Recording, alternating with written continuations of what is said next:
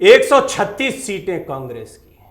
वही दावा जो मल्लिकार्जुन खड़गे ने किया था। उन्होंने कहा था जीतने, वैसे सरकार बनाने के लिए 113 सीटें चाहिए, लेकिन हम 130 से 135 सीटें लाएंगे। 136 सीटें, और ये सबसे ज्यादा सीटें थी 140 के आसपास, जो बताई गई थी कि कांग्रेस अगर जीतती है तो बम्पर जीत होगी। इसी की अपेक्षा थी, इससे बढ़िया क्या जीत हो सकती है। बहुत कंफर्टेबल पोजीशन में अब दिखाई दे रही है कांग्रेस। वो डर भी नहीं ऑपरेशन लोटस या जो संदेश चल रहे थे, अगर 100, 112, 110 ऐसी स्थिति होती तो कहानी कुछ और होती। बजरंग बली, आज शनिवार का दिन भी रहा और बजरंग बली ने जमकर साथ भी दिया जब नतीजे आ रहे थे तो, और बजरंग बली दिखाई दिए कांग्रेस के साथ। ये बड़ा महत्वपूर्ण मुद्दा है कि बजरंग बली का मुद्दा क्या कांग्रेस के फेवर में गया। मेरे साथ अमरउजाला.com के संपादक जयदीप कर्णिक जी मौजूद हैं। जयदीप जी, हम इस पर दिन भर चर्चा करते रहे, लाइव के दौरान बहुत सारी बातें हमने रखी, एक्सपर्ट से बातचीत की, लेकिन आपको क्या लगता है बजरंग बली का आशीर्वाद एक चीज़ है और राजनीतिक रूप से बजरंग बली का जो भी इस्तेमाल मैं कहूँगा हो रहा था, वो दरअसल कांग्रेस के ही पक्ष में गया, उल्टा पड़ गया बीजेपी को? प्रवीण, बड़ी बात है, क्योंकि शनिवार को भी बजरंग बली का दिन मानकर बहुत सारे लोग पूजन करते हैं, मंदिर में जाते हैं, और कर्नाटक के जो परिणाम आए हैं और उसके बाद कांग्रेस ने भी जिस तरीके से उत्साह बनाया है और राहुल गांधी की गदा लिए और एक छोटे बाल हनुमान के साथ घूमती हुई तस्वीरें भी वायरल हो रही हैं, तो स्वाभाविक है। मैं ये कहूँगा कि एक तो इससे ये भ्रम टूटना चाहिए कि हिंदू धर्म का हर प्रतीक जो है उस पर भाजपा का एकाधिकार है, ये भ्रम टूटा है। दूसरी बात यह है, बजरंग बली इस पूरे मसले में नाहक ही बीच में घसीट लिए गए बेचारे, और वो इस पूरे चुनाव में एक प्रतीक बनकर उभर गए। दरअसल ये पूरा चुनाव ही कांग्रेस का था और कांग्रेस के पक्ष में ही था, और भाजपा को जो अंदर खेमे से रिपोर्ट मिल रही थी वो भी वही थी प्रवीण। इसीलिए भाजपा ने इस चुनाव को अलग अलग तरीके से अपने पक्ष में बदलने की कोशिश की। चाहे वो मल्लिकार्जुन खड़गे के मुंह से निकला सांप वाला बयान हो मोदी जी के प्रति, और इन सब बयानों से भी जब चीज़ बदलती हुई नहीं दिखी, तो जिस दिन कांग्रेस का घोषणा पत्र आया उसमें बजरंग दल पर प्रतिबंध लगाने की बात उनको संजीवनी नजर आई, वही संजीवनी जो यही हनुमान जी जाकर गंधमादन पर्वत से लेकर आए थे, और वो संजीवनी उनको लगा कि उनके पक्ष में काम कर जाएगी। लेकिन जैसा कि हम बात लगातार कर रहे हैं, कर्नाटक की जनता का मिजाज बिल्कुल अलग है। खास तौर पर बेंगलोर जैसा IT कैपिटल माने जाने वाला शहर, जहाँ के लोगों की सोच, अलग अलग प्रदेशों से आकर बसे हुए लोग, जिनको अपने कामकाज से, अपनी आम जिंदगी से और रोज़मर्रा के सुख चैन से मतलब है, और वो किसी तरह का तनाव या दुख दर्द अपनी ज़िंदगी में नहीं चाहते हैं। दूसरा, इसमें एक बड़ा विभाजन ये भी है कि जिस तरह की राजनीति पूरे उत्तर भारत में होती प्रवीण, उससे दक्षिण अलग है। इसलिए भी अलग है कि दक्षिण हमेशा से ये मानता रहा कि राज्य के लिए क्षेत्रीय पार्टियां महत्वपूर्ण हैं और केंद्र के लिए कांग्रेस, और इसीलिए बुरे से बुरे दिनों में भी कांग्रेस को वहां पर हमेशा अच्छे से साथ मिला है। आप देखिए कि पूरे आंध्र प्रदेश में, अब तो उसमें तेलंगाना और आंध्र का सीमांध्र का पूरा विभाजन भी हो गया है, लेकिन हमने इस पर पहले अलग से विस्तार से वीडियो भी किए हैं कि किस तरीके से सबसे बुरे दिन जो आपातकाल वाले थे कांग्रेस के, इंदिरा गांधी के दिनों के, उसमें भी अगर कोई तारणहार बना था तो वो दक्षिण था, और उस दक्षिण का प्रवेश द्वार भी कर्नाटक था, और कर्नाटक की चिकमंगलूर सीट थी। तो मैं आता हूं बजरंग बली वाली बात पर, वो इसलिए कि बजरंग बली को इतना बड़ा मुद्दा बनाना भाजपा की मजबूरी थी। भाजपा की मजबूरी थी, और भाजपा इस पूरे बजरंग बली वाले विवाद को उस स्तर तक ले जाने में कामयाब भी रही कि जहां कांग्रेस को लगने लगा कि जिस उद्देश्य से उन्होंने ये बजरंग दल पर प्रतिबंध वाली, और वो इसीलिए लाई थी कि जो वहां का शहरी वर्ग है वो दरअसल ये चाहता है कि कोई हुड़दंगी तत्व, कोई, वो उनका टारगेट तो प्रमोद मुतालिक वाली श्रीराम सेने थी, जिसने इस तरह के दृश्य वहां उपस्थित किए थे पहले, लेकिन उसमें निशाने पर आ गया बजरंग दल, और बजरंग दल में शामिल बजरंग शब्द जो था वो उठा लिया। ये एक महत्वपूर्ण सवाल आपकी इस बात से निकल कर आता है जयदीप जी, कि बजरंग दल को लेकर perception rest of the country, चाहे जो हो, विश्व हिंदू परिषद, बीजेपी जो भी कहती रही हो, कर्नाटक में इसको लेकर परसेप्शन वही था जो कांग्रेस सोच रही थी। क्या ऐसा भी माना जाए? हाँ, ये आप कुछ हद तक इस बात के लिए सही हैं, और मैं ये कहूँगा कि ये बात भाजपा को और सहयोगी जो हिंदू संगठन है उनको भी समझ लेना चाहिए। भारतीय जनता पार्टी और उसके जो अनुषंगी संगठन है, उसमें राष्ट्रीय स्वयंसेवक संघ तो एक बहुत ही अलग कैडर बेस्ड और अनुशासित जो भी उनका कामकाज है, संगठन है, और उनकी शाखाएं लगना, वो सब है।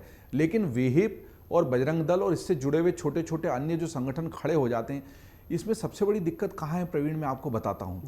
कोई भी नौजवान अगर गले में भगवा दुपट्टा डालकर बगीचों में जाकर अपने आप को बजरंग दल या विश्व हिंदू परिषद का बताकर और किसी भी तरह की गतिविधियों पर लगाम लगाने लगता कि लड़का लड़की पार्क में ही क्यों बैठे, ये बहुत नाजुक मुद्दा है और आज की दिन भर की बहस में हम इसको उस तरीके से नहीं छू पाएं।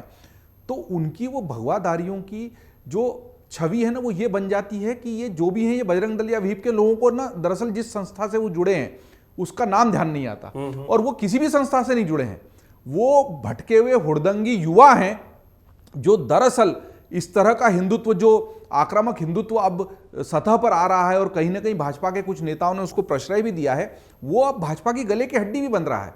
क्योंकि बहुत सारे ऐसे लोग जो भाजपा, उसके हिंदुत्व, उसके राम मंदिर, उसके 370 के कट्टर समर्थक भी रहे हैं, वो इस हुड़दंगी हिंदुत्व के साथ नहीं खड़े हैं और खासतौर पर कर्नाटक जैसे राज्यों में तो बिल्कुल नहीं खड़े हैं।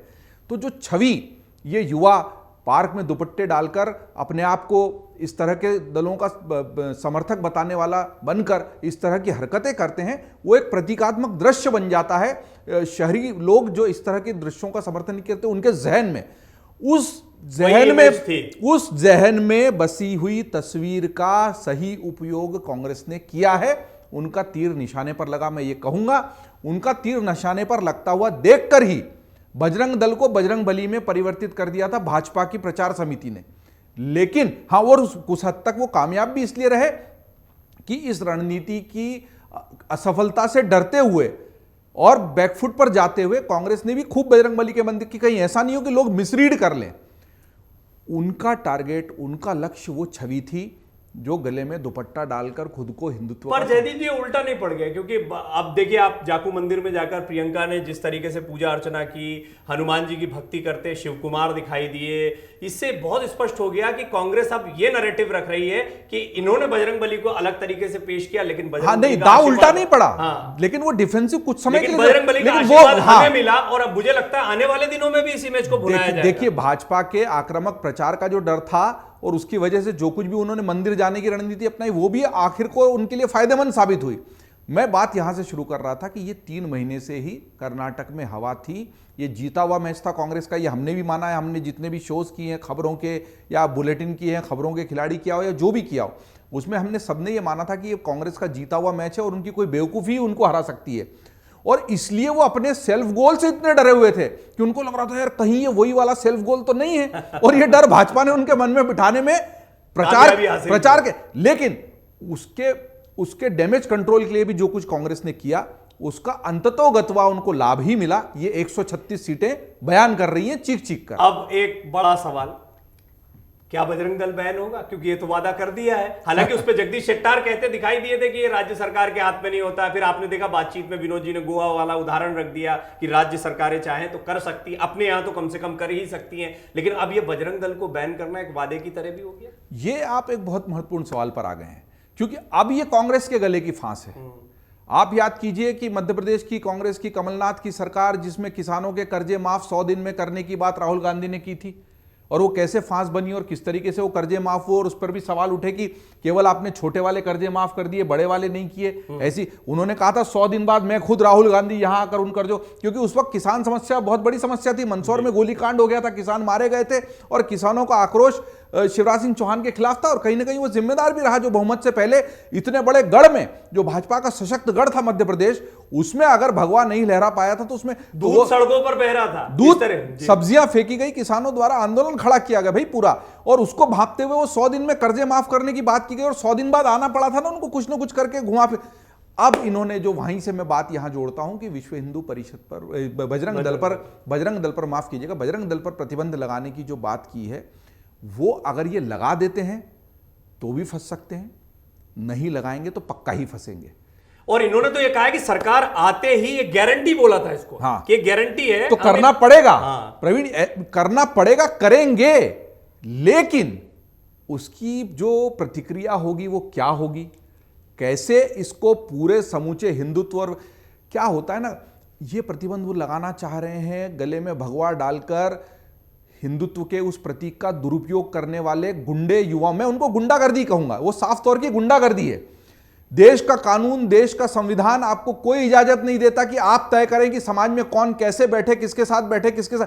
अगर कुछ गलत या इलीगल या अश्लील हो रहा है तो उसके लिए कानून है, कानून है, वो तय करे। आप दुपट्टा डाल के ये तय करने वाले मोरल पुलिसिंग के नाम पर आप गुंडागर्दी नहीं तो कर ये जो सकते। नैतिक पुलिसिंग हुई है ना, ये दरअसल सारा हमला उसके खिलाफ था। लेकिन होगा क्या कि सारा बजरंग दल तो खराब नहीं है, बजरंग दल के नाम का दुरुपयोग करने वाले बहुत है, व्हीप के नाम का। अब क्या होगा, प्रतिबंध तो लगेगा दल के ऊपर। जब दल के ऊपर प्रतिबंध लगेगा तो भारतीय जनता पार्टी और उसके ये सारे सहयोगी मिलकर इसको देश, क्योंकि उनको ये दिख रहा है कि कर्नाटक तो हाथ से गया, क्या हम इस प्रतिबंध का उपयोग करके मध्य प्रदेश, राजस्थान, छत्तीसगढ़ जैसे मध्य भारत के बेल्ट में लाभ उठा सकते हैं, उन वोटों को वापस। बड़ा इंपॉर्टेंट बात आपने कही है, क्योंकि अब छत्तीसगढ़, मध्य प्रदेश, राजस्थान की बारी है। यहां पर भी ये मुद्दा गरमाने वाला है। छत्तीसगढ़ में तो इशारा भी मिल गया, भूपेश बघेल तो कहते ही दिखाई दिए, और उसके बाद में कमलनाथ भी इससे इतर नहीं जाएंगे। हालांकि वो खुद बहुत हनुमान भक्त हैं, उन्होंने छिंदवाड़ा में बड़ी भारी मूर्ति बजरंग बली की बनवा रखी है। कुल मिलाकर बजरंग बली का मुद्दा एक तरीके से अब कांग्रेस के पाले में आ गया। देखते हैं वो काउंटर नैरेटिव कैसे सेट करते हैं कि बजरंग बली के तो हम भक्त हैं लेकिन गुंडागर्दी के खिलाफ है, जैसा कि अभी जयदीप जी ने स्पष्ट किया। आपकी राय क्या है? बजरंग बली ने कांग्रेस को आशीर्वाद दिया? आप अपनी राय जरूर लिखें और देखते रहें अमर उजाला.com। मन से उजाला कर चले, मन से